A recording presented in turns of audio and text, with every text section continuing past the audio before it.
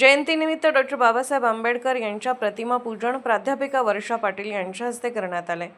कुमारी मधुराणी पाटील, कस्तुरी Gosavi, angel Dawane या विद्यार्थिनींनी आपली मनोगते व्यक्त केली। प्राध्यापक भाऊसाहेब सावंत, एम.जी. बराले, मुख्याध्यापक आर.बी. देवणे सर आदींनी मनोगते व्यक्त केली। प्रास्ताविक आर.बी. देवणे सर, आभार वर्षा पाटील मॅडम यांनी मांडले।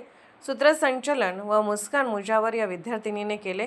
दरम्यान प्राथमिक आरोग्य केंद्र येथे डॉक्टर बाबासाहेब आंबेडकर प्रतिमा पूजन सतर्क लाईव्ह न्यूजचे वडणगे करवीर पत्रकार ज्योतिराम घोडके आणि प्राथमिक आरोग्य केंद्राचा स्टाफ यांच्या हस्ते करण्यात आले।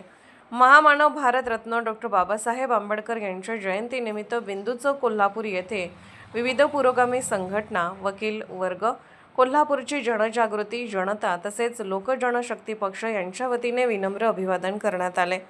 यावेळी डॉक्टर बाबासाहेब आंबेडकर यांच्या पुतळ्यास पुष्पहार अर्पण करून त्यांच्या महान कार्याला, दूरदर्शी विचारांना आणि भारतीय संविधान निर्मितीला अद्वितीय योगदानाला कृतज्ञतापूर्वक स्मरण करण्यात आले। या कार्यक्रमासाठी वडणगे, सोनतळी, कोल्हापूर शहरासह भागातील नागरिक उत्स्फूर्तपणे सहभागी झाले होते।